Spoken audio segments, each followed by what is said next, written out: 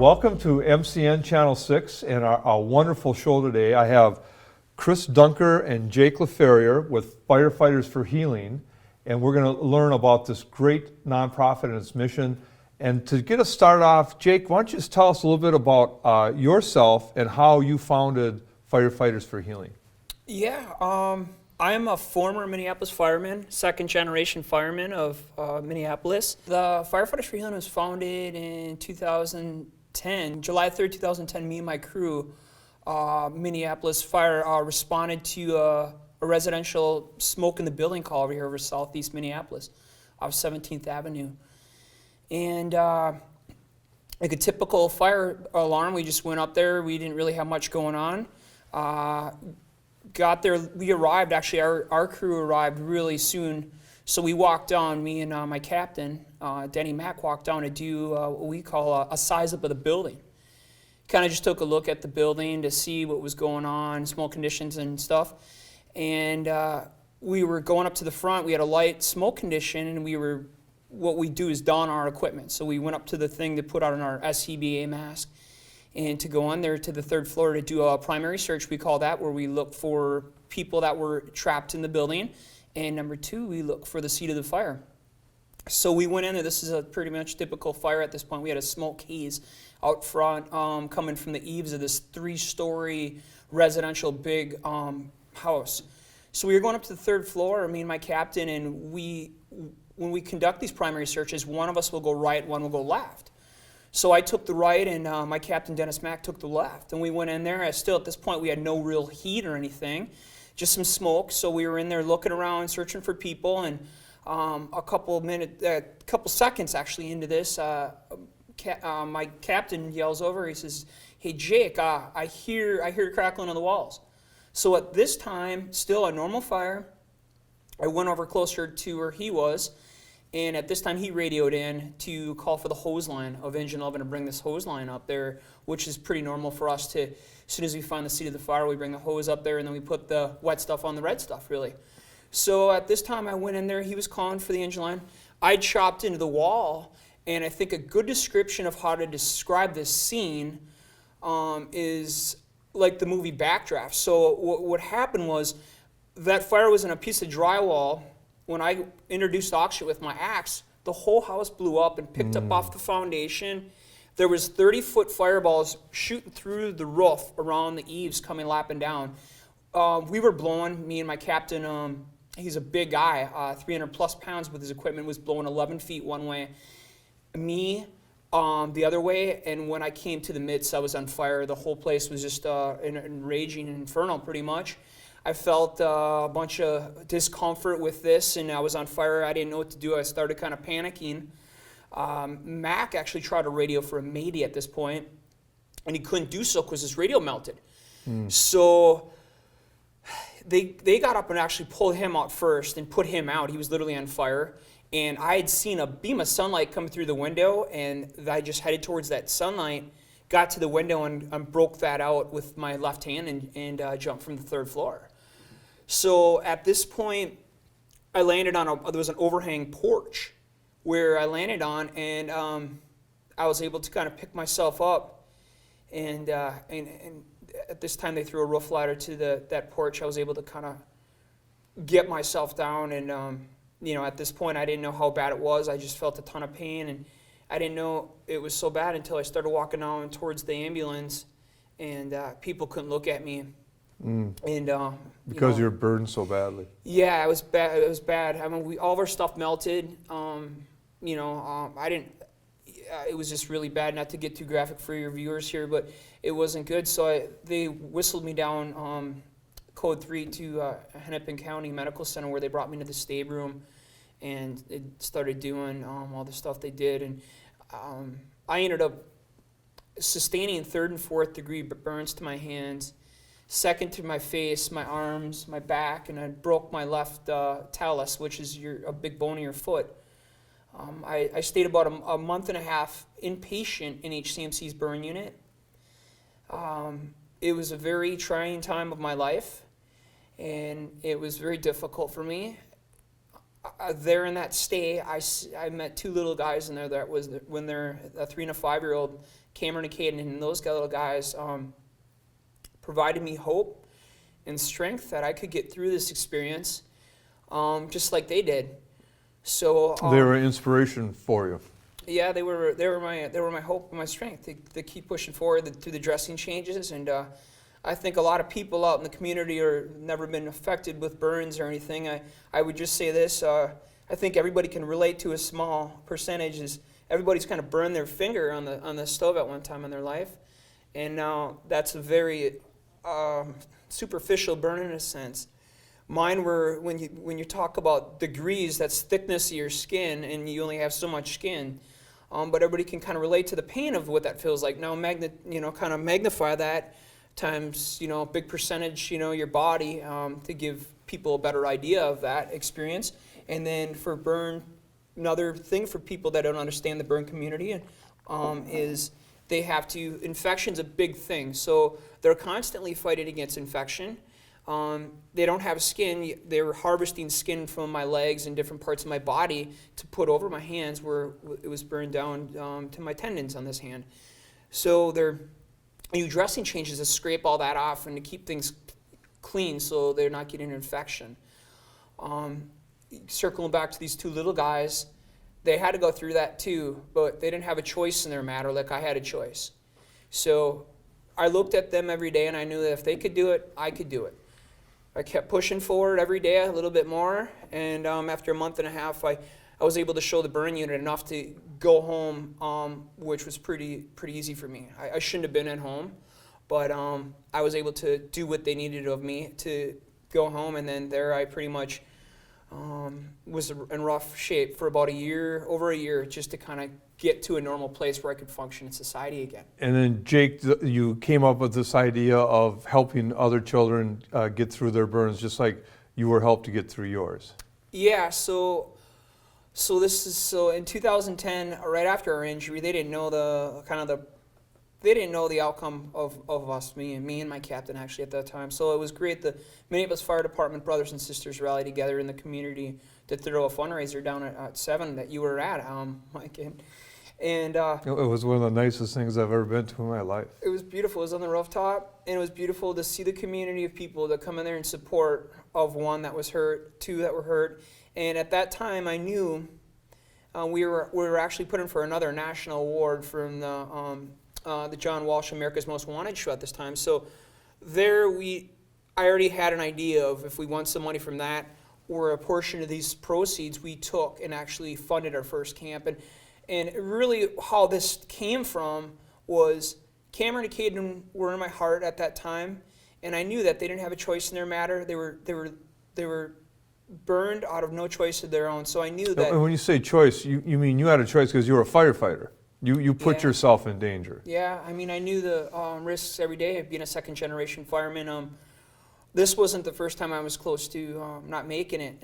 So yeah, I had that choice, and those two little guys had no choice in their matter, and they were dealt the same hand of card that I was. Mm-hmm. So they had to go through. So I knew deep down inside that we needed to do more for them. So that year, 2010, actually, we took a portion of them proceeds, and I knew that if we were going to win anything from another award, that all was going there too. So we had actually funded Region's burn camp in Colorado called the Chile Camp, where they sent a bunch of kids that year in 2010. So that's where it all started. Fast forward 6 years later, we've been fundraising, initially with friends and family. Now it's kind of grown bigger beyond that. So Chris, maybe I can get you to talk a little bit about the mission. So we know why Firefighters for Healing was founded. How have you helped now as a board member to move it to the next level? Sure.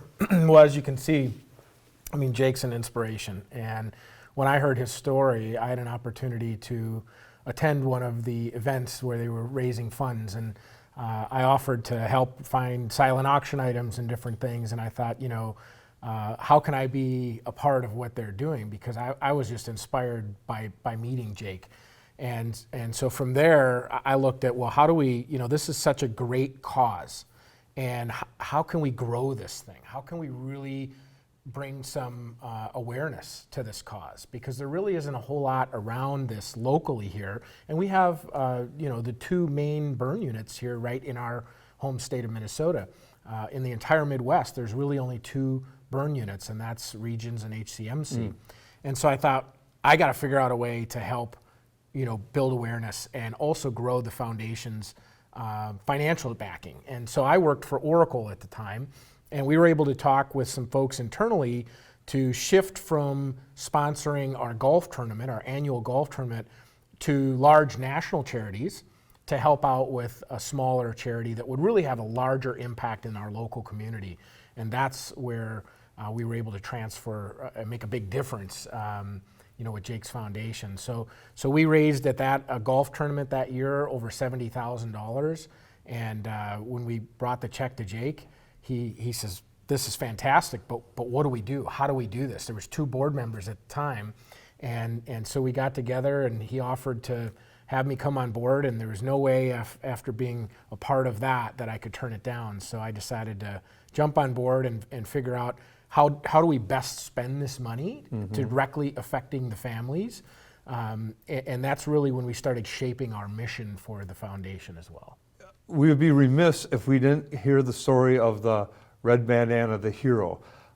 It's Wells Crowther. Yeah. Crowther? Crowther, yeah. Crowther. Yeah. So could you tell us that whole story and how Jake's foundation got pushed into that?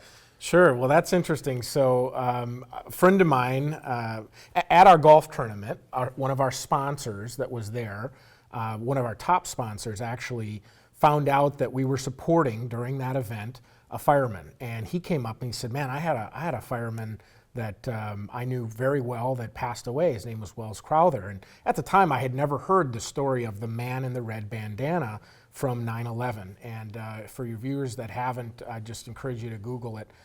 Man in the red bandana. It's an amazing story. But in any event, through that, he told me, made me aware of that story. I started doing a little more research on it and found out that the Discovery Network had a TV channel called the American Heroes Channel, and they were coming up with their very first award for the American Heroes Channel's Red Bandana Heroes Award. And there was an opportunity to submit people that you thought were worthy for that award, and there was nobody else I knew that would be worthy. So of it. how did Wells become a hero, though? Tell us the story of Wells, his heroic actions on 9/11. Sure, yeah. So Wells is an amazing man, and he was in the South Tower. He was a trader, and in the South Tower, that was the one that collapsed first. And so what happened is he was above the impact zone, and there was really only 14 folks that survived that above the impact zone in that tower. And he saved 11 of those people wearing a red bandana, going back up the only escape route there was. There was 4 ways down. And about 600 other people got trapped and passed away. 599 passed, and he saved 11 of the 14 people. And so as the stories came out from those survivors that there was a man wearing a red bandana, his family had started hearing those stories and realized that has to be our son, because he was above the impact zone, and his dad, when he was 7 years old, I believe, gave him a red bandana, and he was known his whole life for always carrying that red bandana with him. And so they put pieces together and started doing interviews and found out that most certainly that was showing pictures, that was their son who saved all of those lives. And then later he was found just 30 feet from the exit of that tower, where he could have easily walked out after saving those lives. But through radio communications, they knew that he was with the firemen and he was going to go back up and save more lives. Save more people. Mm-hmm. So, Jake, you know that the tie-in from the fireman is that he wanted to be a fireman, and he was actually filling out an application, I believe, right? Yeah. Yep. They found it after the fact that he had half filled out a New York City Fire Department application. He told Jeff, his dad, that he was going to go crazy sitting in front of a computer monitor the rest of his life. He needed to do more with his life, and was a volunteer fireman for Nyack, New York, upper state New York, since he was 16 with his dad. So had all that skill sets already and all the training, and kind of wanted to pursue the New York thing. So when 9/11 happened, it was very natural for him. He had the training and the instincts to start saving people and helping them. Absolutely. And gave his own life in that process. He did. Yeah. And there's much to be learned from him. Our organization through this event has learned a ton of really what heroism is and kind of acting in a selfless way. So that's what he did. And you received that award, was that at a Boston College football game on TV? Yeah. That had to be exciting for you to go out there. It was crazy. So me and Chris were able to go out to the Boston College. It was called the Red Bandana Game. It was last September. And they played Florida State. This was in front of 50,000 fans. It was just really a powerful night. They brought us out onto the field to give us this award in front of 50,000 live on ESPN. And then the story after story, it was just unbelievable. All the people, the beautiful people we met that night, and just what a great experience. It just I hold it, right to my heart always. And Chris actually was the nominator, just so people know. And I didn't know anything about this, how this came about, and. Well, one thing I have to tell you that was really amazing, and so when you think about Wells and the fact that he gave his life for this, and then Jake was then ultimately picked for an award in Wells's name, what's really amazing is that because the connections that we had through the sponsor at the golf tournament, we had already been interacting with Wells's parents to come and be our guests at our first annual gala. Little did we know, that I had then submitted Jake's name for the Wells. Totally independent. Totally independent. And the Discovery Network, on their own, independently of Wells's parents, chose Jake to be the recipient of that first award. And when we went out to meet with his parents, and they found out that they're flying to Minnesota from New York to speak at our gala, that Jake was their first recipient, it was unbelievable. You just knew that there were greater things at work. Mm-hmm. And that, his father is Jeff. Is that the father's name? He did speak at your gala, and it was very powerful to listen to him, and you could see how happy he was to be giving Jake that award. So tell the viewers a little bit about what your foundation does and to help the children. I know, Jake, you're famous down at Hennepin County for walking in with pizzas and telling everybody, come on, get out of bed, we're having a pizza party. So you're a big pizza guy for sure. We do so much, but let's just touch on one of the most important things I was there yesterday actually visiting a 16-year-old kid. And it'd been a little bit since I've been down there, so I was really excited, and I went out and did some of the shopping for some of the items that we were kind of to kind of brighten these little guys' days up. So I went down there yesterday, and one thing I can really just show is what our organization does is it brings hope to these burn survivors that are sitting in a hospital room not knowing what their prognosis is going to be. They don't know. They ask the doctors, and the doctors can only say so much, at these times. They don't really know. So what our organization does is I think we provide hope and support for them going through their journey. And then what it also does is it's very broad, and we actually a lot of families will go through house fires, and whether they have homeowners insurance or renters insurance, they lose everything. A lot of times they lose a lot of their personal belongings and everything they got. So they literally don't have nothing to kind of leave the hospital with. So what our organization does then again is we'll get them stuff to leave the hospital. And another thing we do is we have this camp. So things like clothes and a nice winter jacket. Yeah, coats. Toothbrushes. This one is, last year we went there, they actually had the clothes they had on the one kid was their Halloween costume. They had nothing else that they had. So our organization was able to get stuff for them to leave the hospital. And then it gets into where we assist with burn camps. So with a burn survivor's recovery is for years to come. Their lives are foreverly changed. And there's, into the recovery a little bit, they start wondering, and what's next for me in life, and how do I move forward? My new identity and my new, as a lot of people can see, deformities and different things that a burn survivor has.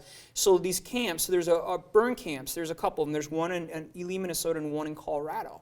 and they are geared to putting families together and children together along with the same type of burn injuries they have, so they know that they're no different than them. And because they got owies and they were hurt doesn't necessarily mean that their life's going to be different. And so learning that they're all right with that stuff, and learning the mental part of it. There's a lot of help they need on more of a mental end with where they can get that at these camps. So they have psychiatrists, they have a whole team of people. Help them heal completely, both physically and emotionally. Yeah, internally and absolutely, emotionally, every which way. And there's a lot of different things and these camps go for years to come. So they start attending these camps, and they usually do that every year annually. So a lot of times, a lot of the families don't have they fall in hard times and stuff, or whatever the case is. At this point, our organization doesn't really monitor that. We're just sending people and sending these kids because it's so good for kids and families and stuff. So that's another piece to what our organization does. And then it just goes on and on and on. It's we're looking at more of a big picture things now. We've had conversations because we're helping people kind of on this level. Now we're really kind of thinking big picture on how we can impact and help more people in the thousands and bigger numbers. So now we're looking at a lot of, for instance, like Chris said, we have 2 burn units in a 5-star area. So in these rural areas like North Dakota, a lot of times when a child or any family member, whoever gets burned, they're immediately needed to leave their house. They can't pack a little go-to little bag. They have to leave. So they go all the way up here, all that drive up here. Now they're next to their loved one bedside, not knowing how long they're going to be there out of their stuff. So we're actually talking now about an off-campus place for family members to be able to stay here while their loved ones are in the bed, and they don't need to leave and go back. So the discussions will continue on what that looks like, but we're already moving forward on a plan with HCMC and in the community of kind of collaborating together to make this all possible. There again, to be a safe zone for the first kind of, so when you're in the hospital inpatient for such a long time, you're so excited to leave, but in the same sense, you're really scared too, because you don't know what that means. You don't, you're going to be looked at, you're going to leave the elevator and people are going to look at you different, and you're physically don't have the strength. So when you leave there, the first couple times, it's really a struggle for a lot of burn survivors. So this off-campus place that we're working towards, our goal, it'll give an opportunity for the burn survivors, these kids and families, to be able to go to a safe area and have it more adapt to them. So they're not using public, stuff, and they're not being singled out. And that's a safe area for them to kind of build on. And then to get stronger, then they can kind of go from there. So that's another thing. And then the list of other stuff that we do goes on and on and on. So you really have a long career ahead of yourself. Lots to do.